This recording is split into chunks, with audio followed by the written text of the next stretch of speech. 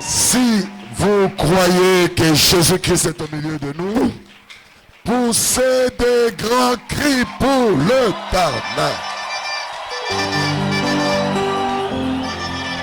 Jetez les pagnes en l'air, poussez des cris de joie, manifestez la grandeur de Jésus, célébrez l'homme de Galilée, célébrez l'alpha et l'oméga.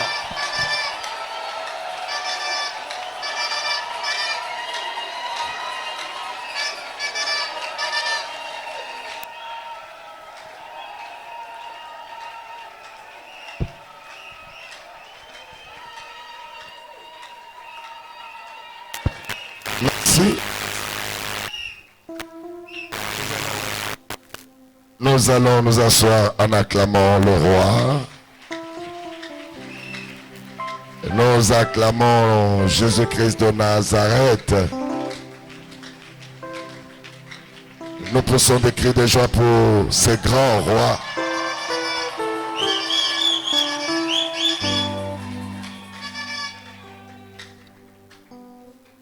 Pour ceux qui sont arrivés pour la première fois au milieu de nous, nous voulons vous dire que vous êtes dans notre programme le plus important de ces ministères cliniques de Dieu. C'est le culte de célébration et d'adoration de notre Seigneur Jésus-Christ. C'est le culte par excellence où nous oublions nos fardeaux, nos problèmes et nous tournons notre regard vers celui qui est assis sur le trône. C'est un culte d'exaltation, de célébration et d'élévation de notre Seigneur Jésus-Christ. C'est un culte également d'enseignement où nous apprenons à connaître notre roi. Nous apprenons à connaître sa puissance surtout. Et nous apprenons à connaître sa bienveillance. J'aimerais que vous soyez très attentionnés parce que nous sommes en train de suivre notre enseignement intitulé « Le diable face à la destinée de Joseph ». Ce matin à Kinshasa, nous avons été très bénis par cet enseignement, mais surtout par des choses que l'Éternel fait au milieu de nous. Il y a plus de 13 ans, on nous avait amené un garçon qui est totalement fou. Il mangeait dans la poubelle, il vivait dans la rue. Et à cette époque, j'étais dans le ministère de mes parents spirituels. Et je conduisais l'intercession miracle qu'on appelait veillée miracle. Et on a amené ces garçons qui mangeaient dans la poubelle, qui dormaient à la poubelle. Et ce jour-là, la puissance de Dieu l'a touché et il a repris totalement sa faculté.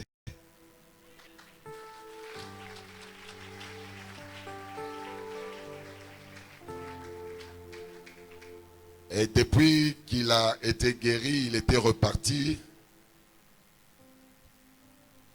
dans la province de Bas-Congo, là-bas en RDC. Et ce garçon s'est marié. Et il est aujourd'hui père de 2 enfants.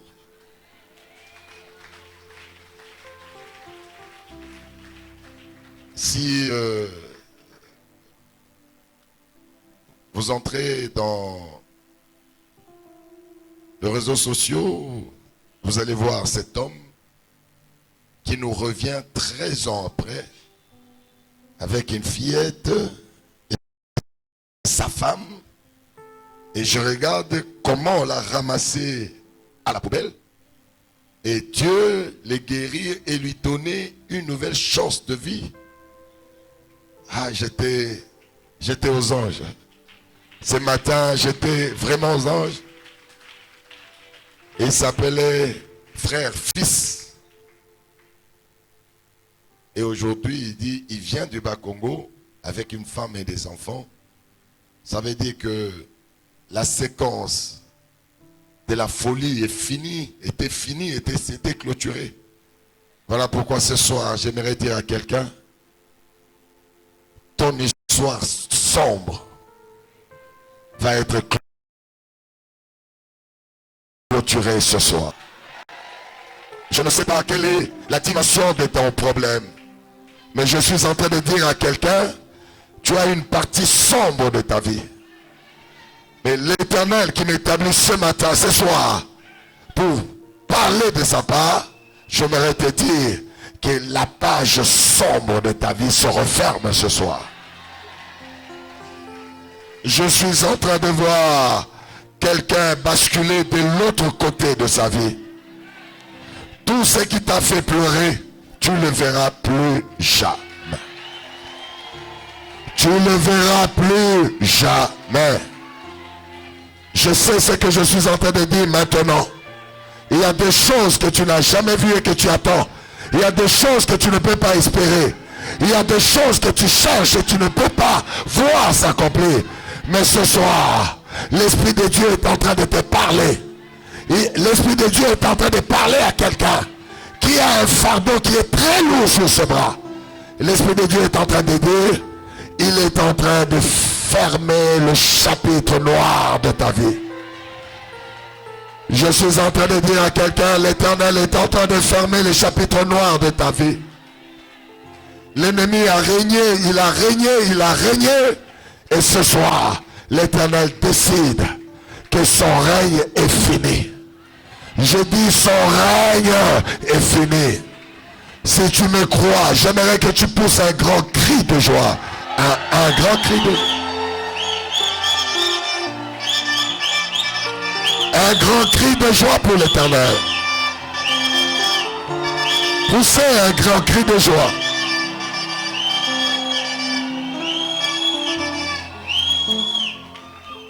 Je sens l'onction de Dieu. Lorsqu'il y a la présence de l'onction, c'est que l'Éternel veut faire quelque chose ici. Je suis en train de dire, lorsqu'il y a sa présence, il veut faire quelque chose. Je suis en train de dire maintenant que ceux qui sont morts ressuscitent. Que ceux qui sont en prison sortent de ces prisons. Que tous ceux qui sont malades sortent de la maladie. Que tous ceux qui sont dans la condamnation finissent la condamnation. Est-ce qu'il y a quelqu'un qui entend ce que je dis?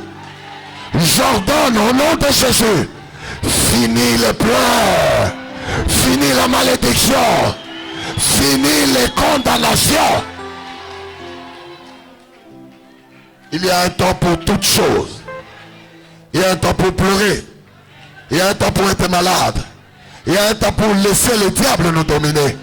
Mais il y a un temps de restauration. Il y a un temps où le Seigneur s'élèvera pour changer notre histoire. C'est ce temps présent. Je suis en train de dire à quelqu'un, c'est le temps de ta restauration. C'est le temps de ta restauration. Est-ce que tu crois à cela? Si tu crois à cela, crie plus fort que ton voisin. Crie.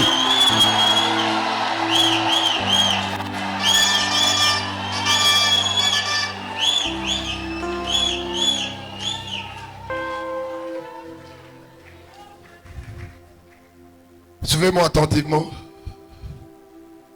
Aujourd'hui, je voudrais vous enseigner sur le diable face à la destinée de Joseph.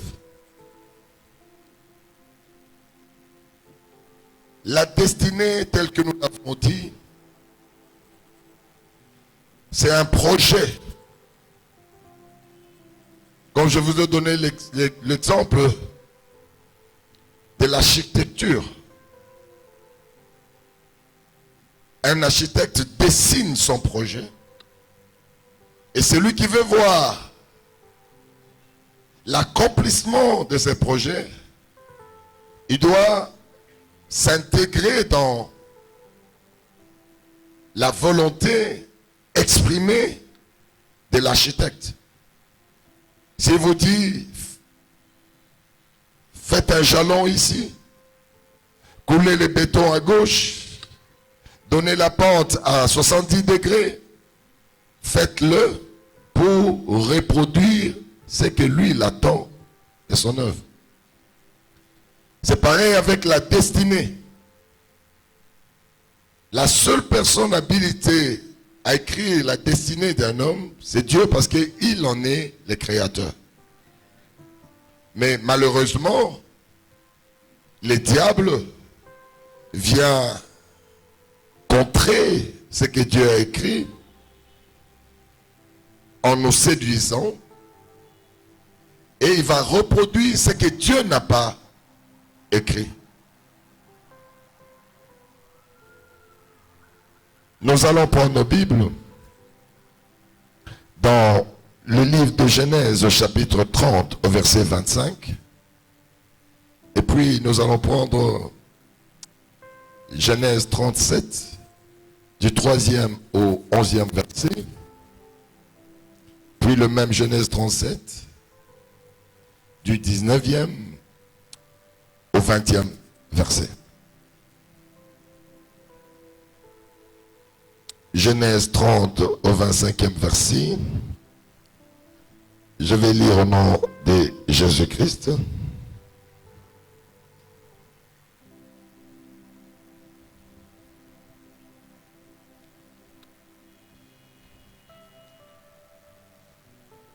Lorsque Rachel eut enfanté Joseph, Jacob dit à Laban, laisse-moi partir pour que je m'en aille chez moi dans mon pays. La parole de Dieu.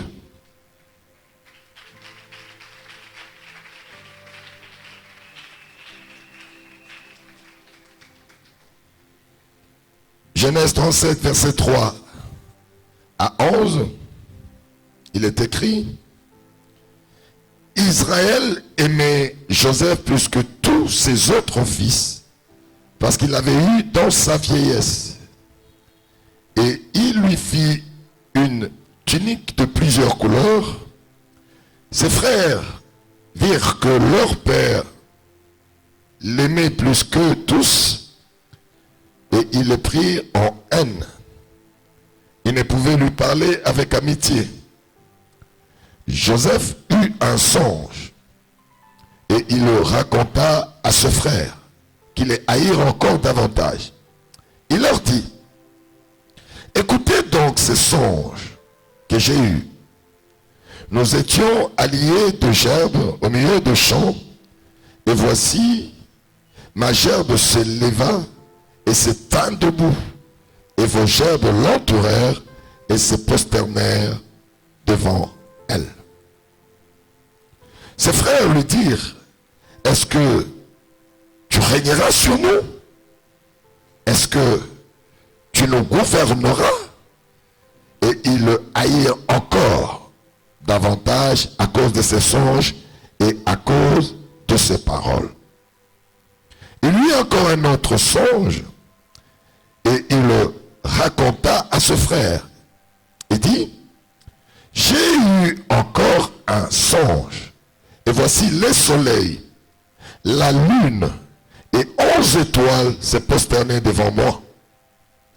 Il le raconta à son père et à ses frères. Son père le réprimanda et lui dit, que signifie ce songe que tu as eu? Faut-il que nous venions, moi, ta mère et tes frères, nous prosterner à terre devant toi? Ses frères eurent de l'envie contre lui, mais son père garda les souvenirs de ces choses. La parole de Dieu.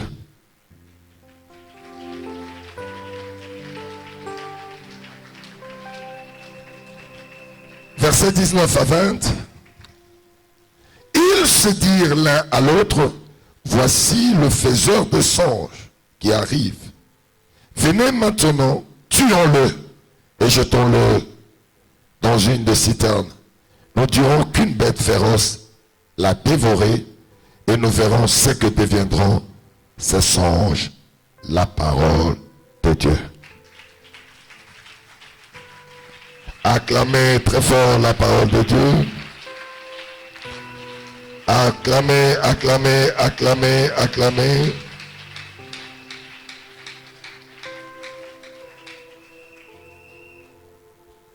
Pour ceux qui ont suivi la première partie de cet enseignement sur le diable face à la destinée de Joseph, nous avons vu comment le diable s'est insurgé contre le père et la mère de Joseph. Je vous ai dit que lorsque Jacob, futur père de Joseph, a fui son frère, le père de son frère, il était conscient que la bénédiction que Dieu avait donnée à Abraham, qui est passée à son père Isaac, et maintenant qui était entre ses mains, il savait qu'il avait la grande responsabilité de pouvoir transmettre cette bénédiction à sa postérité. Voilà pourquoi, lorsque Jacob fuit et arrive à Charan, sa préoccupation principale, c'était trouver une femme, avoir un enfant à qui il pourrait transmettre la bénédiction d'Abraham qui était entre ses mains. Aussitôt arrivé à Charan, il est attiré par la beauté d'une femme d'une fille qui s'appelait Rachel. Dans le plan de Dieu, Jacob devait épouser Rachel pour que celle-ci lui donne son premier-né qui devait être l'héritier. Mais malheureusement, Namboka Oye Akendeki, dans ce village où il est allé, c'était le centre de la sorcellerie. Son beau-père, qui était le père de Rachel, était l'acteur principal de la sorcellerie de ce village. Je vous ai expliqué comment il a réuni toutes les forces vives pour s'opposer à l'union de Joseph, de Jacob et Rachel. Le monde des ténèbres avait mis une croix sur cette union. Beaucoup d'entre nous, Dieu a écrit un plan pour nous, mais la sorcellerie est venue effacer et elle nous a imposé un autre plan que celui que Dieu a écrit. Si tu regardes ta vie avec les yeux spirituels, tu vas te réaliser que là où tu es, ce n'est pas là où tu devais être. Tu vas voir que ta vie est une conjugaison des problèmes, des malheurs. Tu as tout essayé. Tu as vu des hommes de Dieu. Tu as vu des pasteurs. Tu as vu, je ne sais pas, les gens de toutes les natures. Mais il n'y a pas de solution. Pourquoi? Parce que l'ennemi a changé les bornes de ta vie. L'adresse où on devait te trouver, tu n'y es pas. C'est comme Gédéon. Lorsque Dieu envoie son ange, il pensait trouver Gédéon comme un roi, comme un président, comme un chef. Mais il trouve Gédéon pieds nus, les habits déchirés, en train de battre le froment. Il dit, mais l'ange dit, mais les rapports que j'ai reçus de l'Éternel pour venir te voir me disaient que tu étais grand. Tu étais un vaillant héros. Mais qu'est-ce qui est arrivé à ces vaillants héros qui présentent un aspect lamentable? Alléluia. Le diable avait déplacé les bornes de la vie de Gédéon. Beaucoup d'entre nous, on serait dans un mariage, mais jusqu'à présent, on traîne le pied.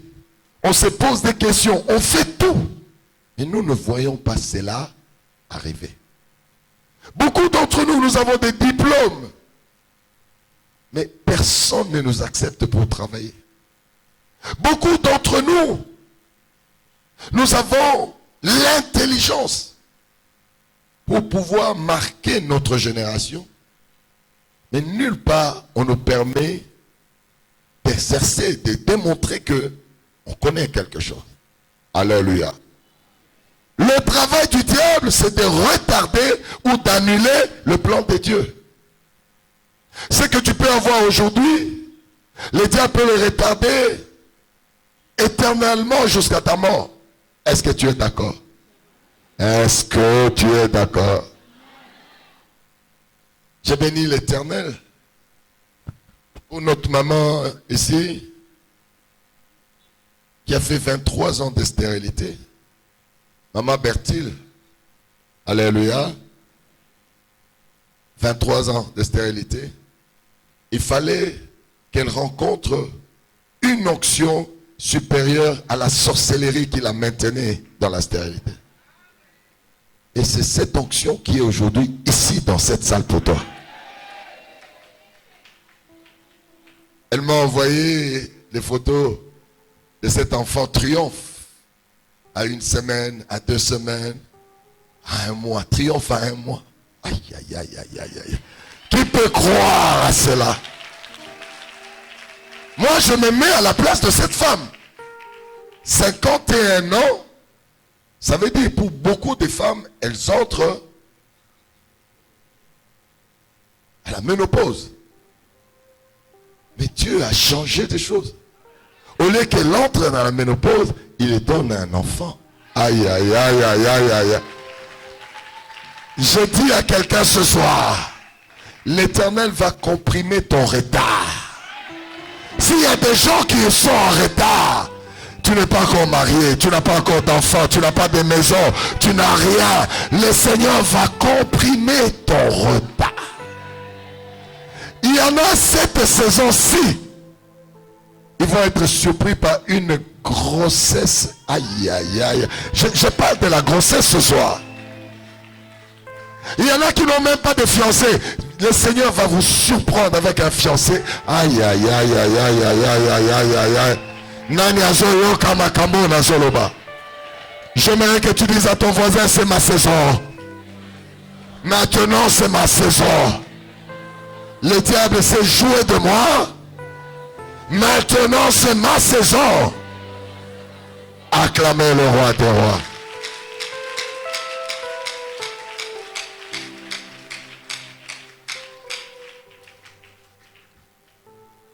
Le diable a fait en sorte que Joseph ne naisse pas. Parce qu'en fait, Dieu, c'est un Dieu de rendez-vous. Si vous regardez dans la Bible, et les prophètes majeurs, tout leur travail, c'était de nous rappeler les rendez-vous, les plusieurs rendez-vous de Dieu. Même avant la naissance de Jésus, 700 ans avant, Esaïe a annoncé qu'il naîtra d'une vierge, les dieux de rendez-vous. Toi qui es ici, Dieu a déjà fixé une date pour ta victoire. Aïe, aïe, aïe, aïe, aïe, aïe, aïe, aïe, aïe.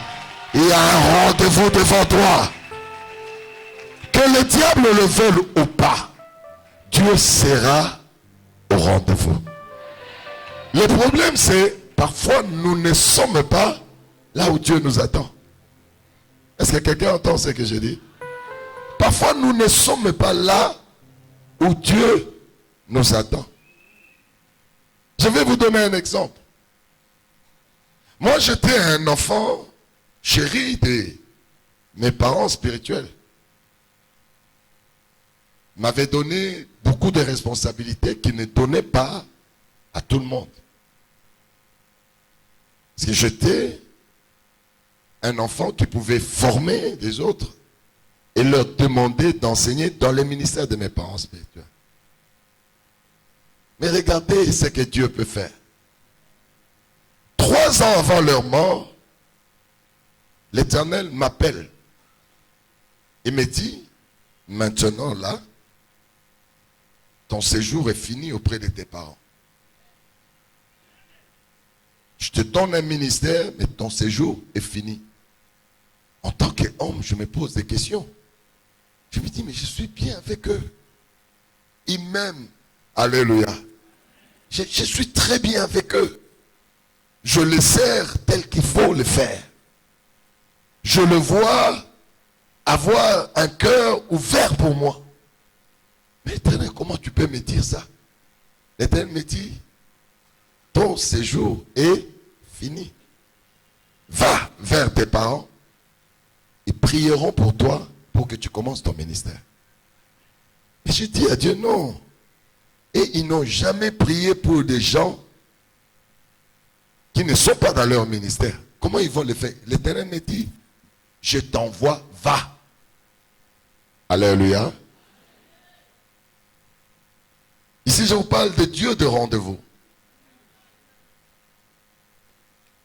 Au moment où cette vision que j'ai déjà partagée avec vous à plusieurs reprises finit, c'était un dimanche, nous étions en train de faire la grasse matinée avec mon épouse.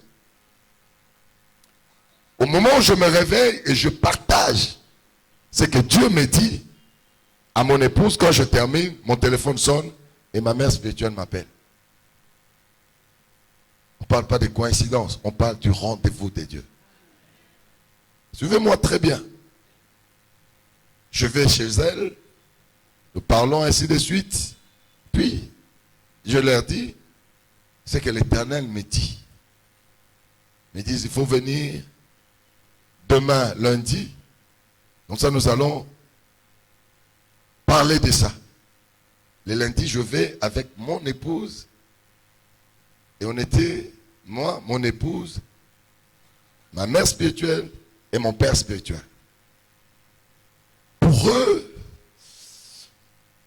ils ne voulaient pas me perdre. Et même moi, dans mon cœur, je me disais, je ne vais pas perdre ces gens. Alléluia. Ils ferment la maison, nous restons avec eux de 18h à 4h du matin.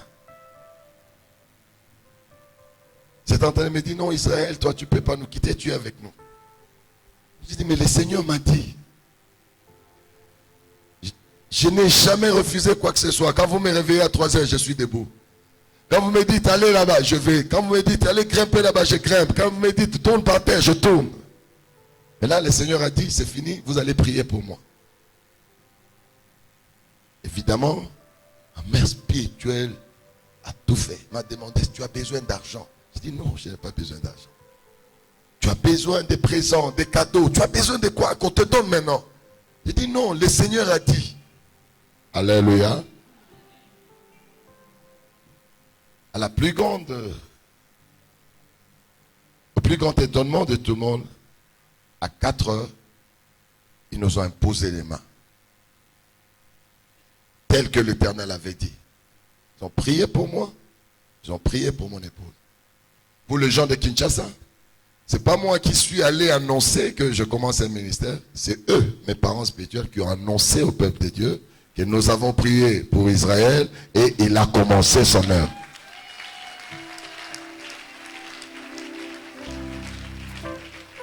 Le Dieu de rendez-vous. Et aujourd'hui, ce n'est pas un jour comme tous les autres. Aujourd'hui, l'Éternel m'a envoyé comprimer ton retard. Si tu as un retard de 10 ans, le Seigneur va le comprimer et tu vas voir ce qui va se passer dans ta vie. Suivez-moi attentivement. Dans la vision que le Seigneur nous avait donnée, nous sommes sortis d'une grande maison où nous étions en train d'échanger avec mon père spirituel, ma mère spirituelle et mon épouse. Lorsqu'on a fini, parce qu'on parlait, mais je ne sais pas de quoi on parlait dans ces rêves-là. Et c'est à la fin que le Seigneur nous a donné cette instruction. Mais lorsque nous sommes sortis de cette grande maison, il y avait des escaliers de part et d'autre. Mon père et ma mère spirituelle se tenaient la main, descendaient d'une part, et nous descendions de l'autre part. Et ils étaient en train de marcher. Ils se sont engagés dans une voie.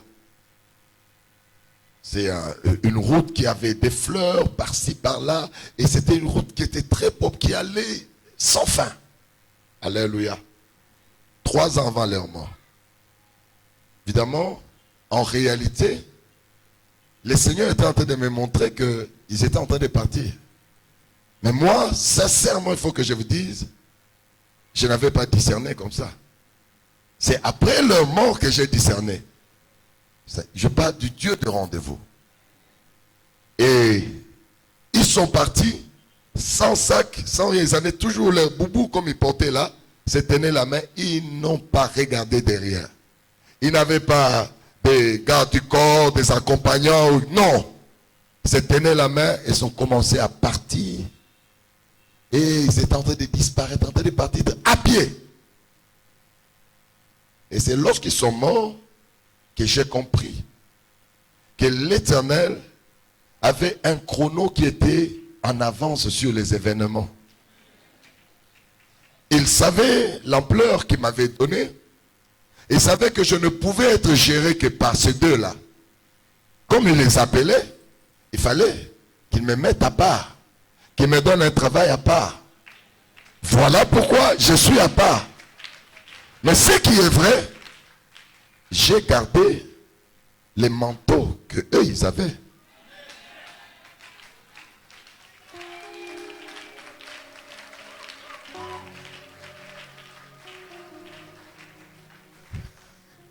Voilà pourquoi je suis en train d'écrire un livre sur la reconnaissance et sur l'onction parentale. Comment tu peux recevoir l'onction d'un parent? L'onction parentale n'est pas l'héritage matériel. Parce que j'ai vu mes parents partir sur demande de l'Éternel. Ils n'avaient aucun matériel. Ni voiture, ni maison, ni argent. Ils allaient. J'ai vu dans la Bible Élie être enlevé par l'Éternel. Il n'avait rien de matériel. Ni maison, ni argent, ni quoi que ce soit. Et si vous voulez l'onction parentale, cherchez le spirituel. Le matériel n'a rien à voir. Rien alors, rien. S'il y a des gens qui se battent pour le matériel, ils sont en train de faire une fausse route. Cherchez ce que Dieu a investi spirituellement dans vos parents. C'est pour que ces ministères ne meurent pas. Ce n'est pas l'argent, ce n'est pas les bâtiments, ce n'est pas des titres, mais c'est l'onction qu'il faut. Et c'est les manteaux. Voilà pourquoi l'Éternel m'a dit, Élisée, lorsqu'il a vu son père partir, alors que son père lui avait demandé, qu'est-ce que tu veux que je te donne? Il a dit, donne-moi 2 fois l'onction que tu as. Mais ce n'est pas son père qui lui a donné cette onction. C'est le ciel. Pendant qu'on emportait Élie, le ciel a permis que les manteaux d'Élie ne rentrent pas à Dieu, mais qu'ils descendent sur Élisée. Et beaucoup de gens recevront la couverture de l'onction. Et vous allez être étonnés sur votre vie. Vous allez voir que votre vie va changer. Lorsque vous êtes revêtu de l'onction, vous allez voir que l'onction va prendre l'emprise sur votre vie.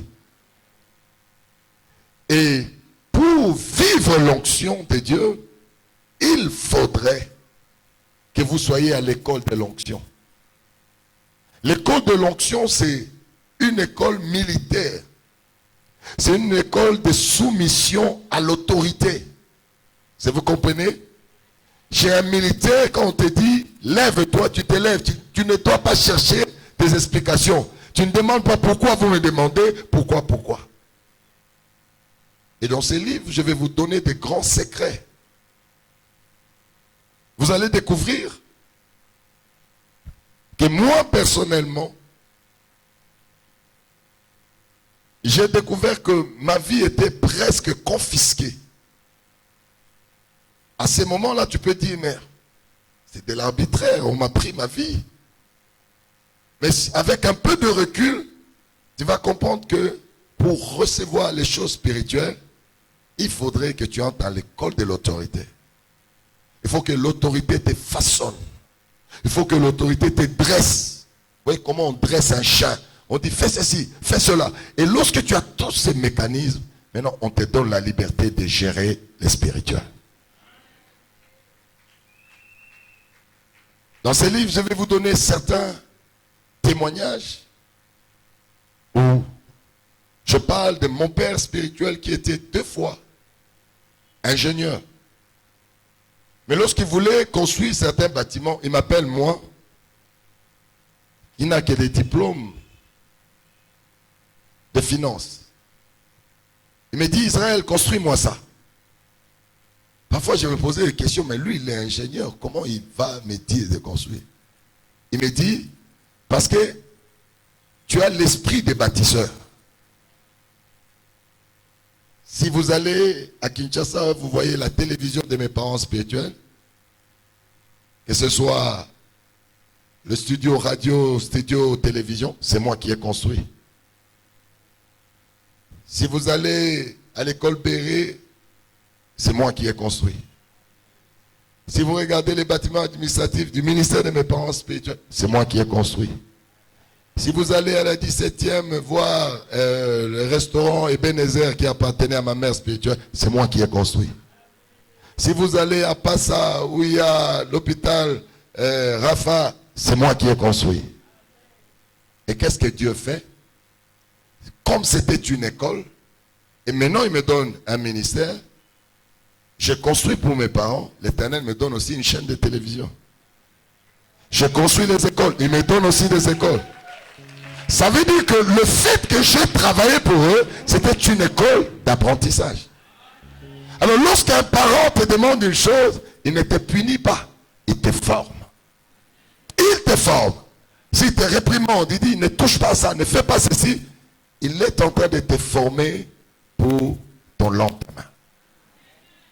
Et j'ai vu, pendant que je faisais ce travail, le matin, je priais pour les malades, dans les cas de bien-aimés. Quand je terminais à midi 13h, je vais voir parfois l'appel de ma mère spirituelle. Israël, tu es où? J'ai dit, je viens de terminer, je m'apprête pour. Il dit, non, va voir mon travail là-bas à 17h, c'est pas fait. Je vais aller, là j'entre maintenant dans l'architecture. Les matins, j'ai enseigné. À 12h, 13h, 14h, je suis architecte, en train de construire. On arrive à 15h, il m'appelle, tu es où? J'ai dit, je suis ici en train de suivre les travaux. Il me dit, Israël, nous avons invité un pasteur nigérian, pour ceux qui le connaissent, c'est pasteur Chibundu, mais il a manqué son avion. Il n'y a que toi qui peux maintenir les gens. Donc, tu es comme, je dis, je suis en chemise, appelle ta femme, qu'elle t'apporte le costume.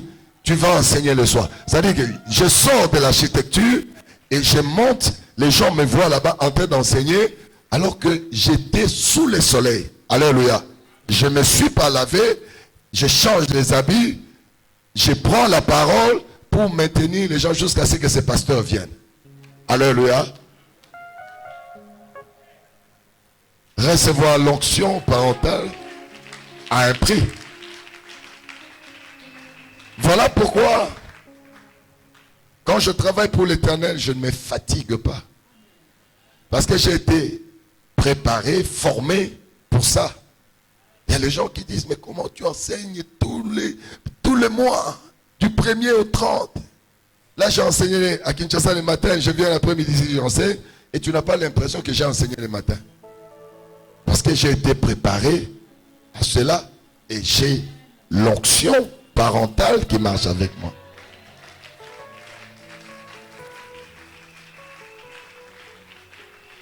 Et lorsqu'on reçoit l'onction, c'est pour donner. Et je suis en train de chercher les enfants spirituels pour donner. Vous allez voir dans ces livres, mais je ne sais pas comment je vous parle de ces livres. Vous êtes en train de me prendre tout ce que je n'ai pas encore donné et je vous donne comment? Alléluia.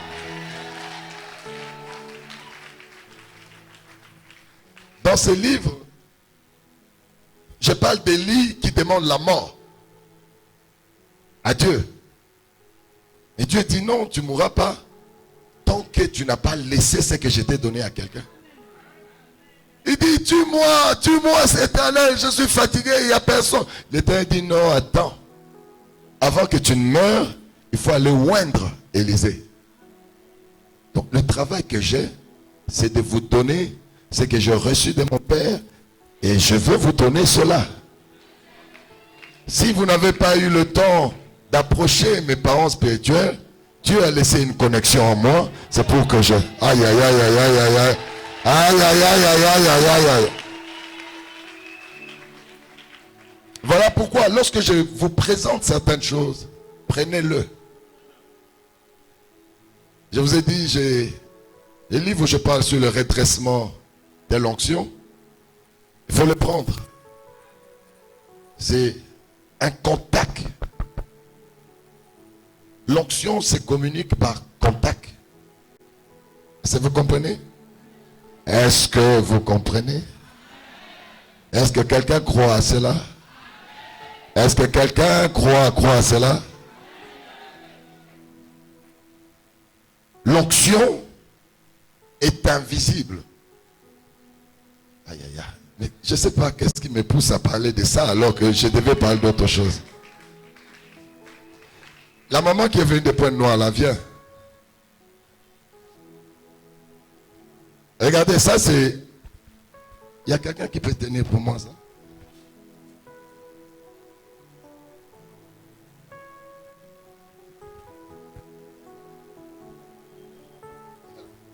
Ça c'est mon costume, n'est-ce pas? Regardez ce que je fais.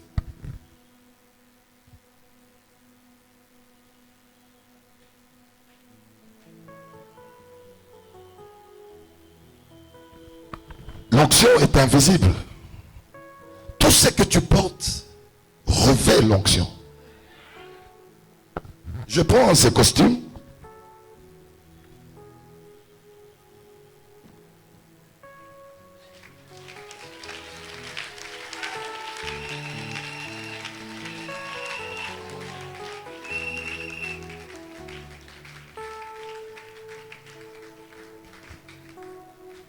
Je n'ai pas parlé, je n'ai pas donné des injonctions.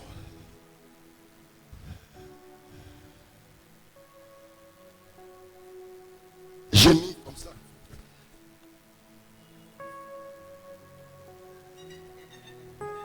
Je n'ai mis que ce que je portais.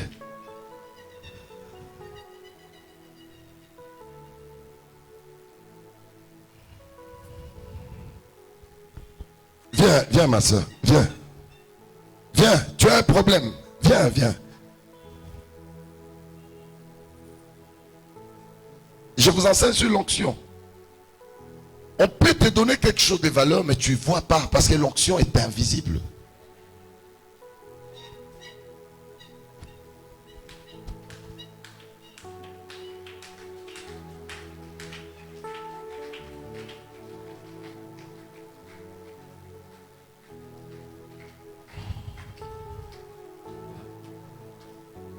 C'est la veste que je porte. Ce n'est que la veste que je portais. Moi, je portais. Ce n'est que la veste que je portais. L'onction a un départ. Et c'est ce que nous appelons l'onction parentale. Il y a quelqu'un sur qui Dieu a travaillé pour déposer sa présence. Et c'est celui-là maintenant qui partage. Il y a beaucoup de gens qui disent je suis enfant de papa et maman Olangi. C'est sur les lèvres. C'est sur les papiers. Mais il y en a qui ne le disent pas, mais qui sont revêtus.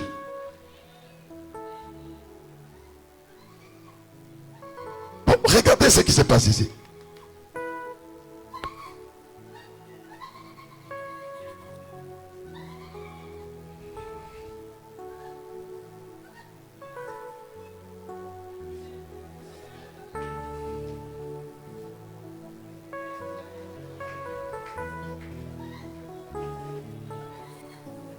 Mon mouchoir est où là?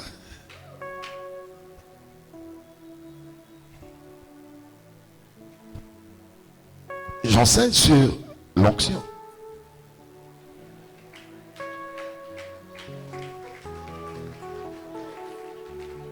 J'enseigne sur l'onction. J'enseigne sur l'onction. C'est la veste que je porte. C'est-à-dire que tout ce que tu revêts à la présence de Dieu. Même la parole est revêtue de la présence de Dieu. Tiens.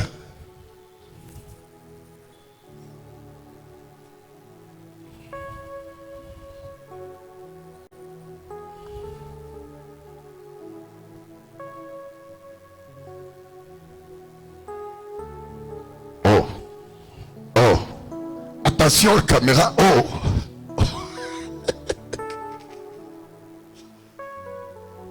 Je vous montre ces choses.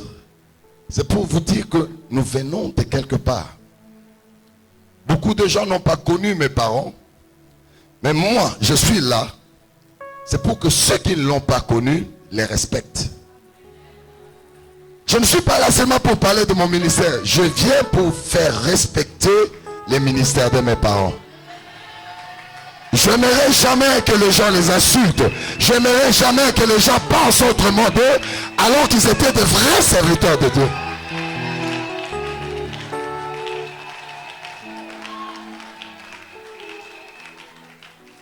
Beaucoup de gens qui viennent de certains parents spirituels et n'ont pas reçu la qualité de l'Esprit de Dieu que nous avons. Et j'aimerais que le monde entier sache que ces parents-là sont partis parce que leur mission est finie. Mais ils ont laissé leur onction à leur enfant.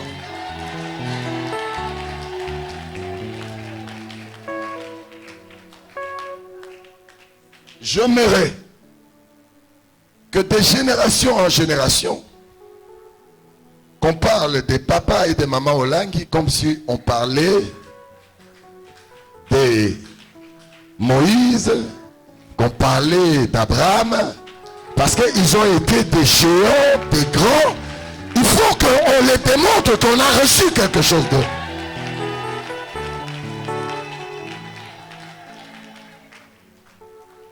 Vous allez voir avec nous ici, les stériles continueront à avoir des enfants. Des fous guériront au milieu de nous. Ici déjà nous avons 2 séropositifs qui sont guéris ici. Les cancéreux guériront au milieu de nous. Oh là là. Je parle de l'onction. Même quand je marche, j'ai les mains bénissantes de mes parents sur ma tête. Et je connais quel était l'impact de ces gens. Parfois, je regarde certaines personnes les insulter. Parfois, je regarde certaines personnes. Dieu a voulu que je sois en dehors du ministère, c'est pour que je parle objectivement.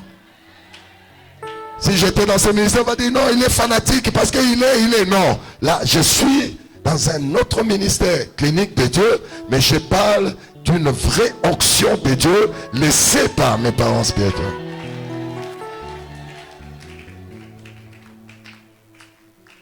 Je vous démontrerai, vous qui venez ici, que les miracles que mes parents spirituels ont connus sur cette terre ne finiront jamais.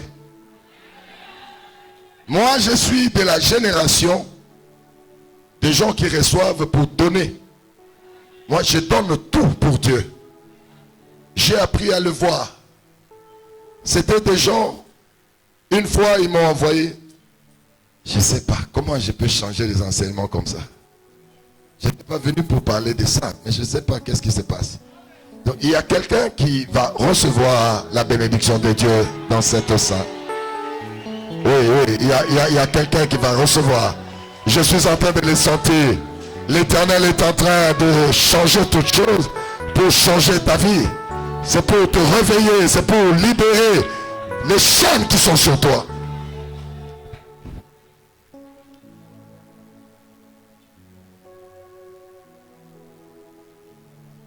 Je n'avais pas encore enseigné une seule fois dans ma vie. Quand le Seigneur me donne la révélation sur ma mère spirituelle, je revenais du Nigeria, où j'ai rencontré notre maman Ndinga, qui n'est pas ici, elle est à Pointe-Noire. Elle est là. Ah voilà. Lève-toi, maman. L'onction est en train de la toucher. Je l'ai rencontrée, elle avait des problèmes cardiaques à Lagos. Là, j'ai témoigné sur ma guérison sur le sida. Et il y a eu un chamboulement impossible là-bas au stade de Nigeria, à Lagos. Et tout le monde m'avait connu, tout le monde venait avec ses problèmes. Et cette dame-là, j'ai prié pour elle. Et la maladie cardiaque est partie jusqu'à ce jour.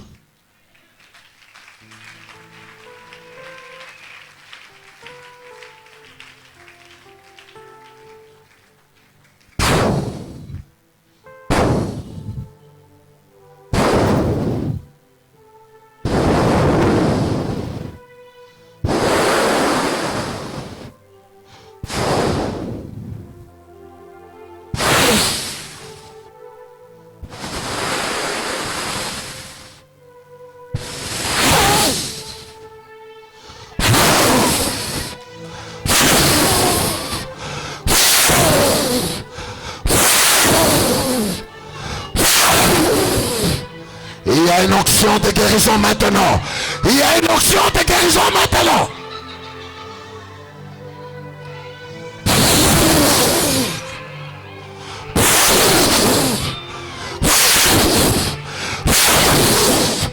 Il y a une onction de guérison maintenant.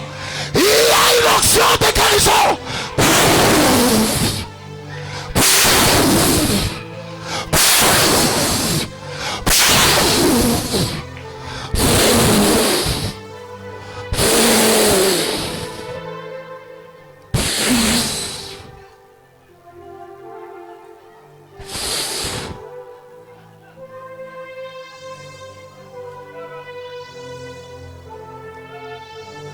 Je suis venu comprimer ton repas. Je suis venu comprimer ton repas.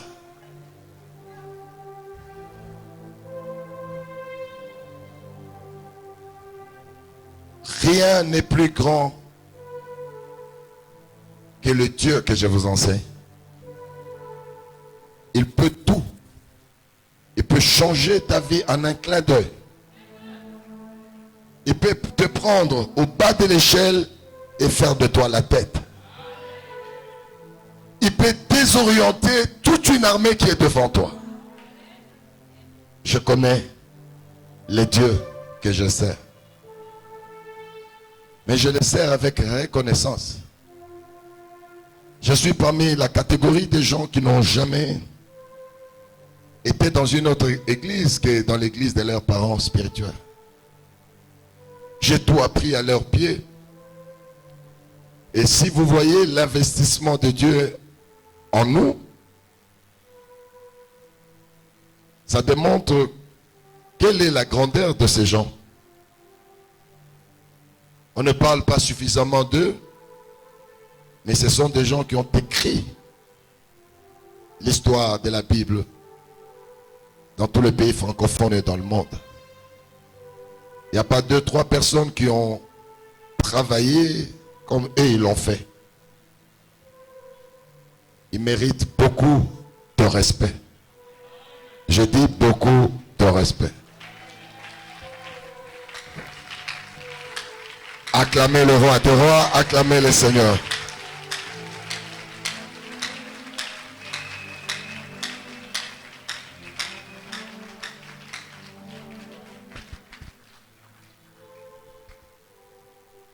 Le diable a tout fait pour que Joseph ne naisse pas.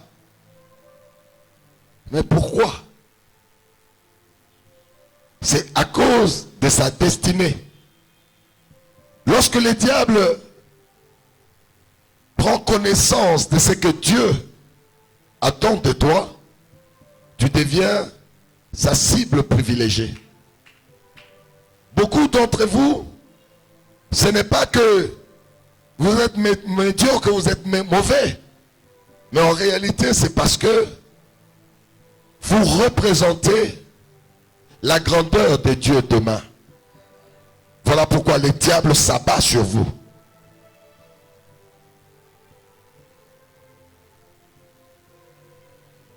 Le diable ne veut pas que Joseph naisse. Pourquoi? Nous allons apprendre ce qu'était Joseph, quelle était la destinée de Joseph. Lorsque Rachel, Jacob se battent et finalement Joseph naît, le premier miracle, C'est à la naissance de Joseph, c'est à ce moment que son père Jacob sort de la servitude de Laban, de la servitude de la sorcellerie du village. C'est lorsque Joseph est né que Jacob se lève pour dire, laissez-moi partir, laissez-moi aller m'occuper de ma maison. Il est resté 20 ans au pied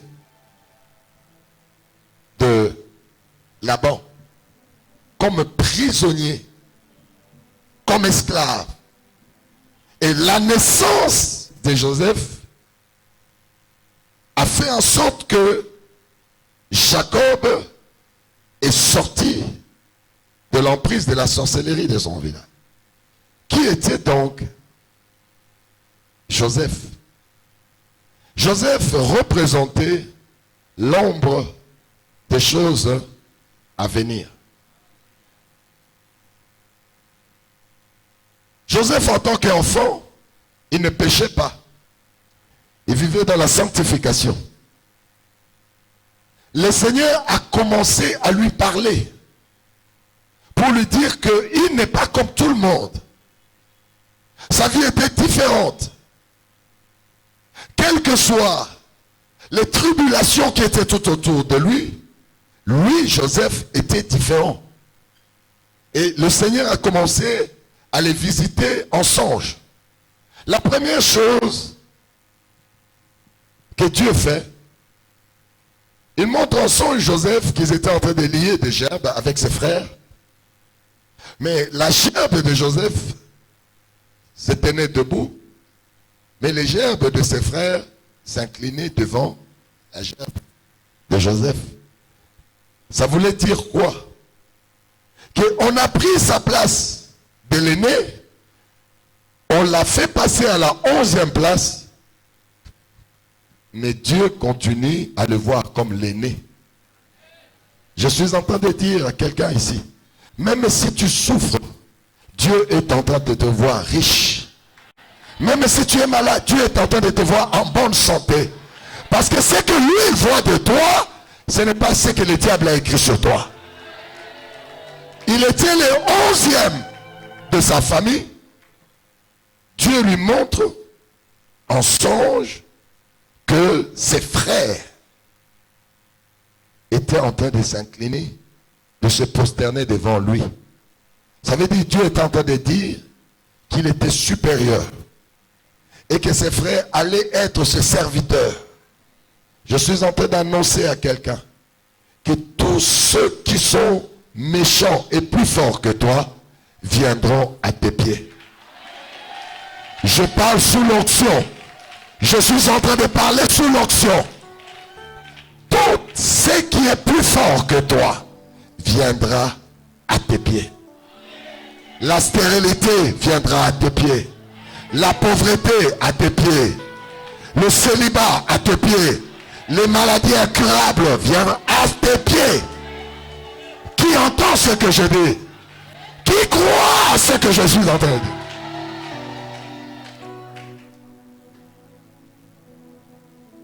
Tous les autres qui ont pris la place de Joseph voulaient les dominer. Mais Dieu a dû mettre quelque chose de grand en celui qu'on voyait petit.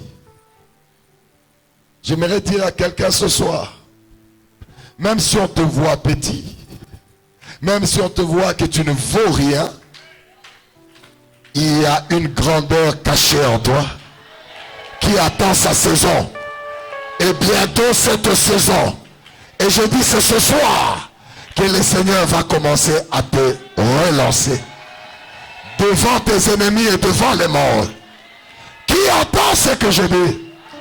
Si tu entends, pousse un grand cri de joie pour le Seigneur. Pousse un grand cri pour le Seigneur. Pousse encore.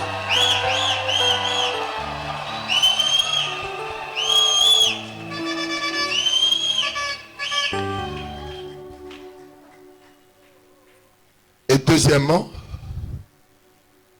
la Bible dit que Dieu vient encore en songe visiter Joseph, il lui montre que 11 étoiles, la lune et le soleil se prosternaient devant lui. Qui était donc cet homme devant qui les étoiles, la lune, le soleil se prosternent devant lui? Et je voudrais vous enseigner maintenant c'est Joseph sur le plan spirituel. Qui était Joseph? L'ombre des choses à venir. Joseph symbolisait la mission de Jésus-Christ. Pourquoi la mission de Jésus-Christ? Sa mère, la mère de Joseph s'appelait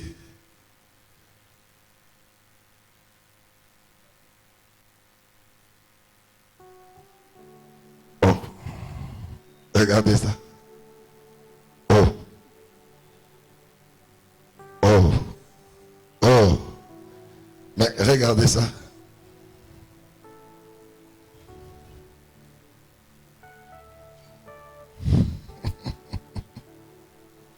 L'onction. Tu peux mettre à genoux tes ennemis grâce à l'onction. Tu peux changer ton histoire grâce à l'onction. Moi, j'ai eu la grâce de le recevoir de mes parents et je cherche des enfants à qui je vais donner. Je suis là pour donner. Soyez attentifs. Joseph est l'image de Jésus-Christ. Symbolise la mission prochaine de Jésus-Christ. Je vais vous expliquer cela. Sa mère s'appelait Rachel. Rachel veut dire brebis. Brebis, c'est la femelle du mouton. Et lorsque la brebis conçoit un jeune mâle, ce jeune mâle, on l'appelle agneau. L'agneau, c'est l'enfant conçu par la brebis. Est-ce que vous me suivez? Donc, on a refusé que Rachel puisse donner l'agneau. Mais comme Dieu n'attend pas l'agneau des hommes, l'agneau qui vient des hommes, Dieu donne l'agneau qui vient du ciel. Et c'est le témoignage de Jean-Baptiste qui a dit, voici l'agneau de Dieu. C'est-à-dire que Joseph est venu de Dieu. Parce que c'est lorsque, quand vous lisez dans Genèse 30, verset 22, la Bible dit, Dieu se souvint de Rachel et l'a rendue féconde. Et il conçut Joseph. C'est-à-dire Joseph n'est pas un enfant qui est né par la gymnastique des hommes. Il est né par la providence. C'est Dieu qui l'a placé alors que le monde refusait. Il a donné cet enfant comme un agneau. Et vous connaissez l'histoire de l'agneau depuis l'Ancien Testament jusqu'au Nouveau Testament. L'agneau, c'est l'élément que Dieu a toujours utilisé pour la libération. Pour la première Pâque, Dieu a demandé qu'on sacrifie l'agneau. Pour la dernière Pâque, Jésus a dit, je suis l'agneau de Dieu. Il s'est sacrifié pour que le monde soit libéré. Donc, Joseph, on ne voulait pas qu'il naisse parce qu'il avait la mission de libérer les condamnations de la famille d'Abraham. La famille d'Abraham, c'était une famille de Dieu, mais qui avait des condamnations. Abraham était stérile, Isaac stérile, Jacob stérile. Tous les premiers-nés de cette famille étaient condamnés. Le premier qui est né de l'union d'Abraham et l'Égyptienne, comment elle s'appelait? Agar. Il a perdu son droit d'aînesse. Ismaël. Alléluia. Ésaü, qui est né de Isaac et Rebecca. Ésaü a perdu aussi son droit d'aînesse. Ruben, qui est né de Jacob, il a perdu son droit de naissance pour Jacob. Donc Joseph est venu pour que les condamnations de cette famille tombent. Voilà pourquoi le monde des ténèbres ne voulait pas qu'il naisse. Alléluia. Dieu a rendu possible sa naissance. Voilà pourquoi Joseph, à partir de Joseph, les condamnations des premiers-nés, les condamnations de l'astérité d'Abraham sont tombées, on n'en parle plus. Ce soir, je voudrais dire que Joseph naisse dans ta famille et dans ta vie.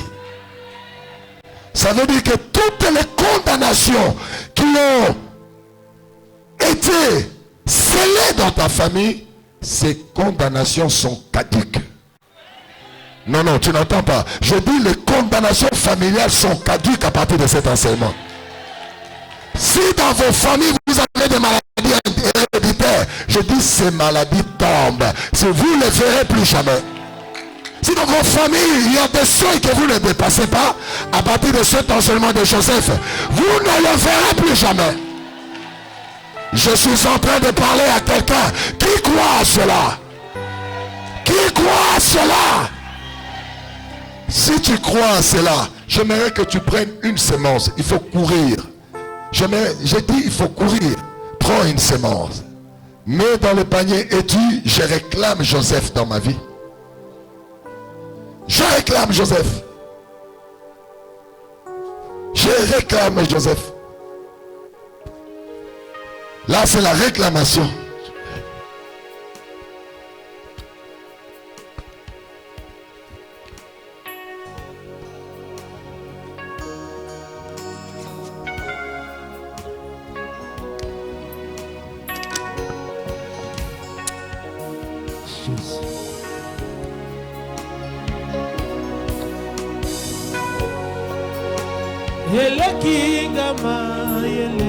Réclame Joseph dans ta vie.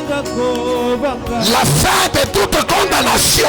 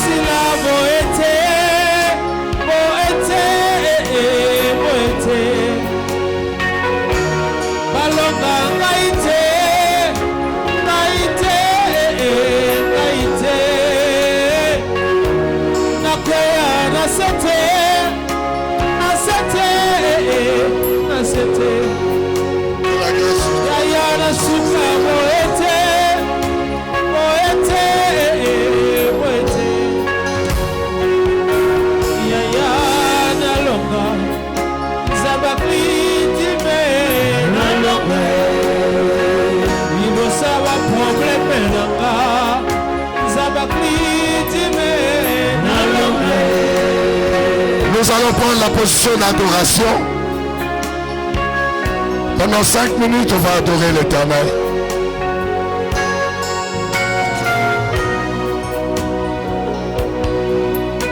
On va adorer Jésus, le Dieu du rendez-vous, le Dieu qui n'a jamais manqué à un rendez-vous. Lorsqu'il promet, il est là. Nous allons prendre la position d'adoration. Dans l'adoration, on se prosterne, ou soit on se tient debout, ou même on se couche par terre. On laisse la chaise au roi qui est assis et qui reçoit notre adoration. On va adorer.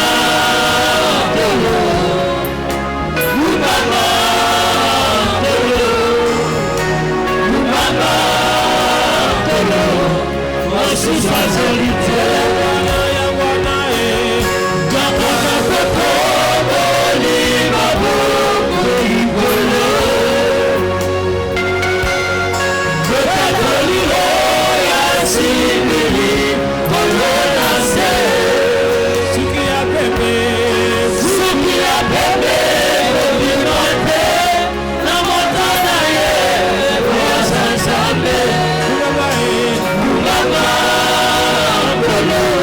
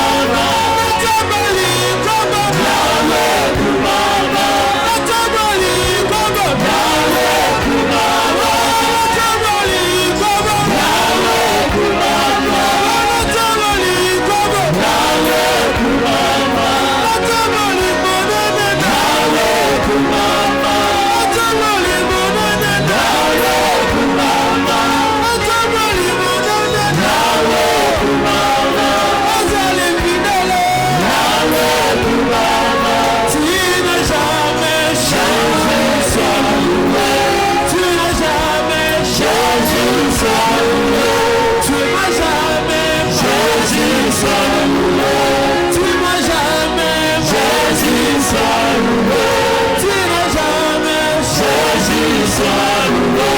Tu n'as jamais, Jésus sois loué. Tu n'as jamais, Jésus sois loué. Tu n'as jamais, Jésus sois loué.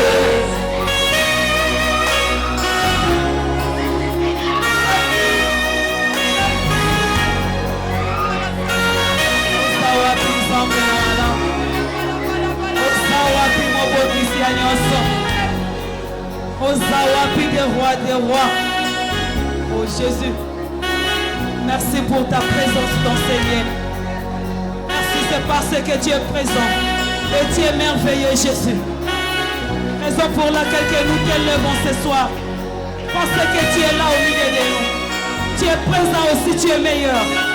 Notre Papa, merci. Merci pour ta présence. Tu es merveilleux, Jésus. Merci pour ton beauté et pour ton amour. Merci Seigneur. Merci Jésus. Merci. Merci Seigneur. Merci Jésus.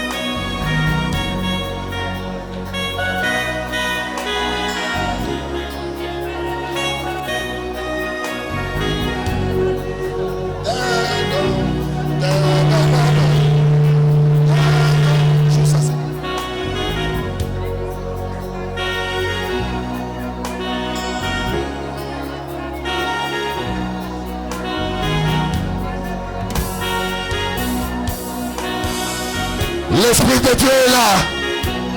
Le Dieu qui couronne son adoration est là. Il est là au milieu de son peuple. Il mérite l'adoration. Il mérite la gloire. Il mérite l'exaltation. Il mérite son trône. Nayabato Shababo. Yanaba Kondebo Tashabayababo. Enda mata shakotoko yamau. Enda ta shakayabawo. Enda ma oto santa baba. Enda ma yato sete santa baba. Ona ma kata chokoyababu. Eta sakono yeta saba. Oro yende bo ta sabo ke yabababo. Yana mato sende bo to shababababo. Yata seko yaba otesa.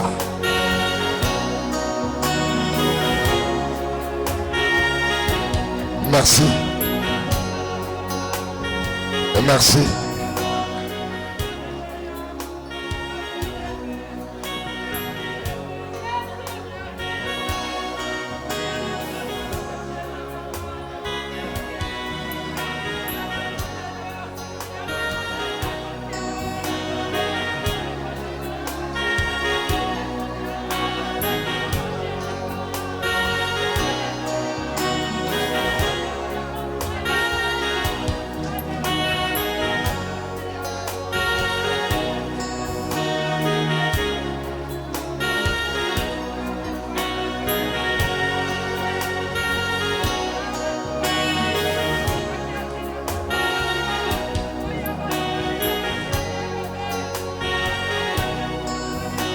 Merci.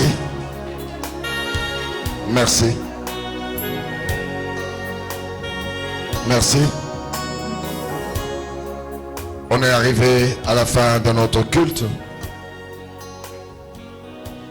Si nous n'avions pas, nous n'étions pas sous la pression du temps, on allait continuer à l'exalter. Le temps nous fait défaut. Nous allons arrêter là. Demain, nous allons avoir l'intercession miracle. La parole entre à 18h moins le quart. Faites un effort pour être à l'heure. Parce que demain, nous allons combattre l'esprit de retard. Tous ceux qui sont en retard dans leur vie,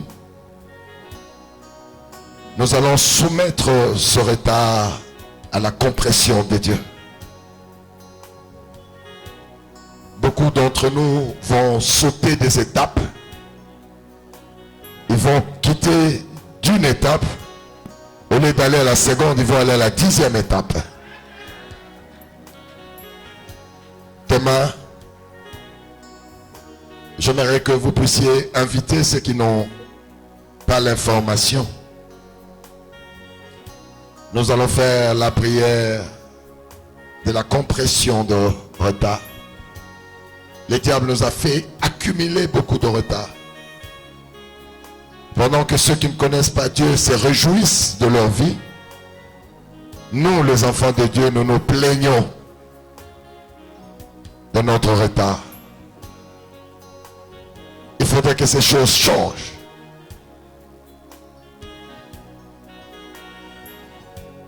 Le temps est avancé, il fait déjà 20 heures passées. C'est 20 heures, non? 20 heures? Moins le cas. Nous avons des pagnes, nous avons également les livres. S'il y a des gens qui peuvent les prendre rapidement, pendant 5 minutes avant qu'il fasse 20 heures, ils peuvent le prendre. Et puis demain, vous pouvez vous apprêter, parce que nous sommes en train de nous préparer pour que nous puissions avoir une adresse. Donc pour que nous puissions avoir adresse, nous voulons que vous puissiez nous accompagner. Il y a les paniers ici. Donnez-moi un livre. Il n'y en a qu'une cinquantaine, hein? Il n'y en a pas beaucoup. Pour ceux qui n'ont pas encore eu, venez vous connecter. Les pagnes ici, les pagnes là-bas et les livres ici.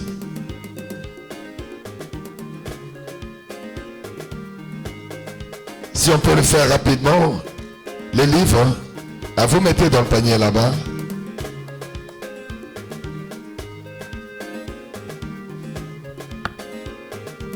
Ça, c'est les livres.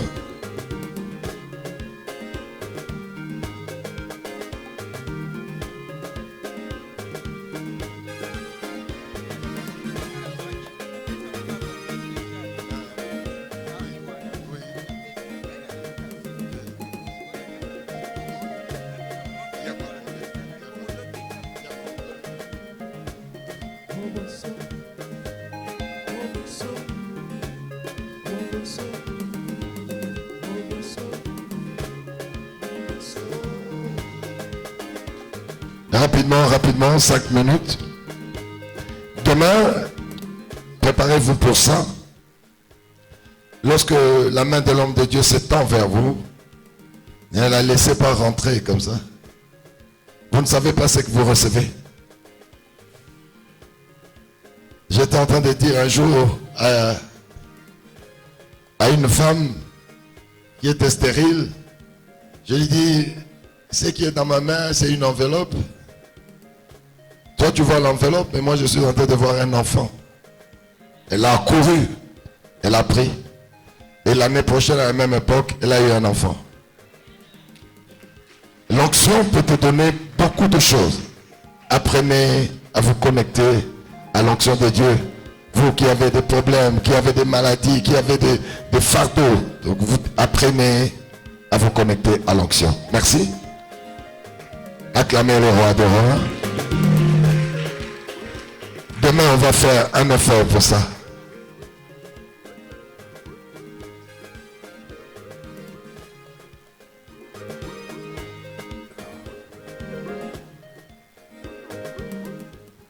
Nous allons nous lever et on va faire la prière de clôture. Demain, avant 18h, nous devons être ici. Parce qu'on ne va pas attendre que tout le monde vienne. Dès qu'il fait 18h moins le quart, la parole intervient. Si vous êtes 20, on commence avec le 20. On ne va pas attendre qu'ils viennent. Non, à 18h moins le quart, la parole. Parce que nous avons beaucoup de choses à donner. Il faut enseigner et prier. Si on doit courir à la va-vite, et c'est vous qui perdez. il faudrait que nous soyons à l'heure, faisons un effort pour que 18h moins le quart, on a fini tout le programme, la parole qu'on commence, pour que nous ayons le temps d'être enseignés et de prier. Acclamez le roi de rois. Merci Jésus. Merci Jésus. Merci Jésus. Merci Jésus. Merci Jésus. Alléluia. Nous t'élevons. Nous t'élevons. Nous t'élevons. Alléluia.